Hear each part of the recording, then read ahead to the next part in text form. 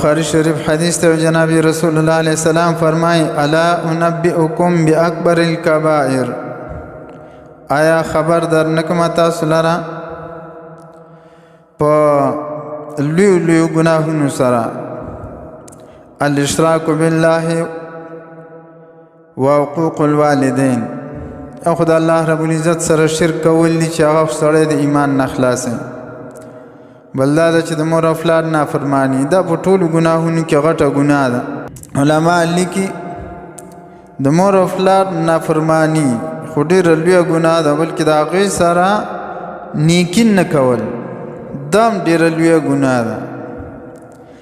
یو انسان نه مور او پلار خفه کوي او نه تپوس کوي نو دا هم نه دی جایز نه مور او پلار سره به نیکي کوي باقاعده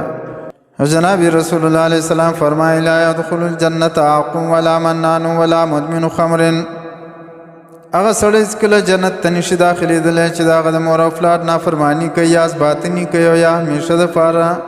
نشي کوي نشهیي سړی هم چې کوم دی نو جنت ته نشي داخلېدلی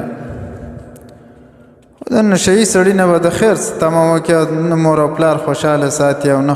خپلوانو سره نیکي کولی شي هغه خو صرف نشه سود کړې ده جهنم ته به لویږي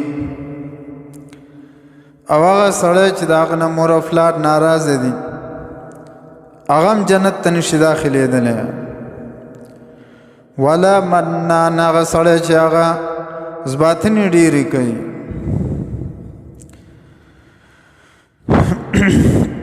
بل حدیث شریف کی راضی لعن الله العاقل والديه د الله لعنت دی په هغه چا باندې چې